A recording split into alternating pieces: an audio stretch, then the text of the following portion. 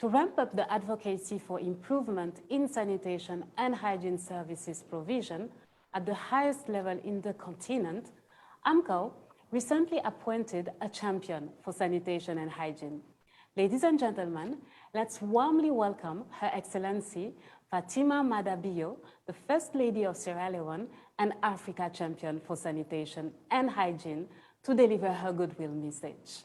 It is said that water is life and sanitation is dignity. Whereas I agree that water is life, sanitation and hygiene are the indispensable ingredients that guarantee a healthy, productive, and dignified life. Despite the importance of these ingredients, over 700 million people on the continent do not have access to safely managed sanitation. Many more lack access to hygiene, informations, educations, and hardware.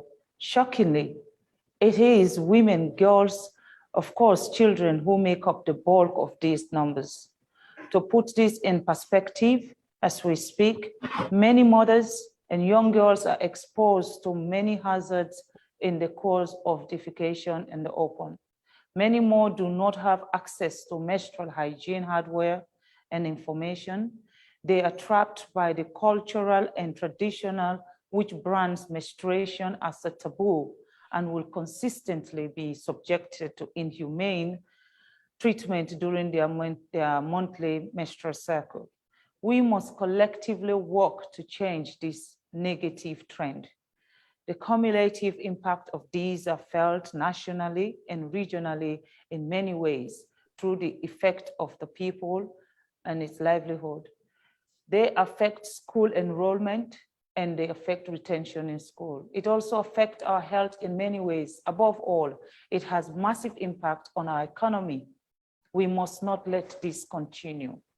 The report of the African SANGOR Ministerial Commitment Monitoring Report carried out by AMCAO for 2020 indicates that there is limited progress in the fundamental elements which constitute the enabling environment for improving sanitation and hygiene.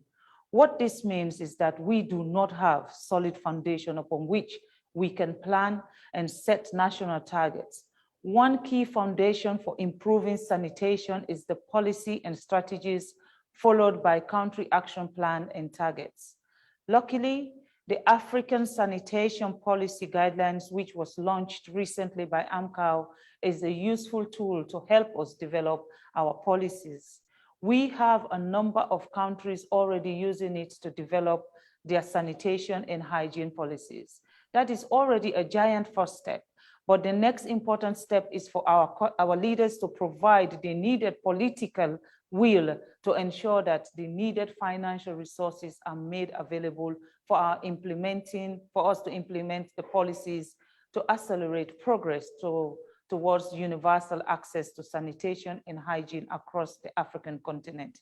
In my role as the African champion for sanitation and hygiene, I intend to support AMCAO to ramp up the advocacy for the uptake of the ASPG and the implementation of the policies that will be developed.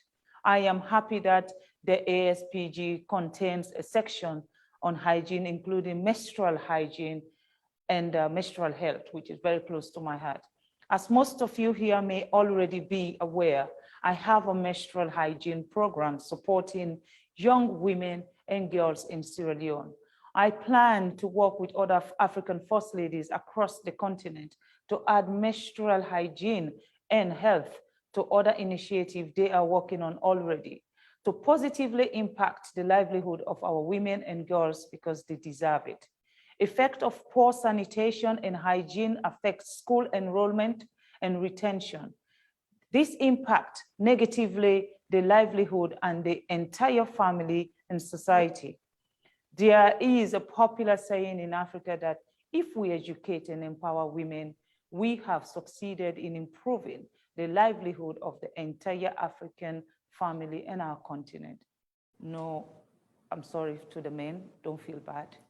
Let's take the necessary step to improve the productivity of our families. by supporting the improvement of hygiene of our women and girls in order to keep them in school. It is important to educate our girls. We all know that SDG end date targets are just around the corner. The African Water Vision 2025 is almost here.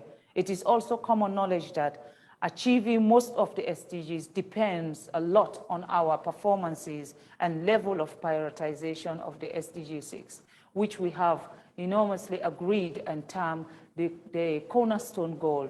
This means there is an urgent need to accelerate progress towards achieving the African Water Vision 2025. There is no more time for delays. COVID-19 has dealt us a huge blow, but in the midst of this pandemic, we see an opportunity to deepen our work on hygiene. I hope that in the course of this discussion, we will find ways to deepen the newly adopted hand hygiene behavior, which include the use of hand sanitizers, which have become very common lately. I also hope that we will review our hygiene programming approach to that end.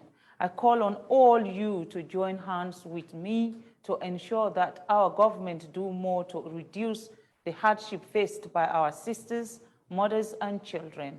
I call on all African First Ladies to be ambassadors in their countries and push for increased prioritization of sanitation and hygiene. I call on our leaders to bring more women into leadership position in water and sanitation sector.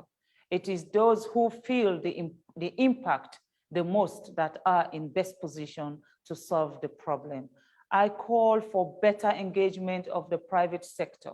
This will open up opportunities for employment in the sector and bring in more investment into service provision.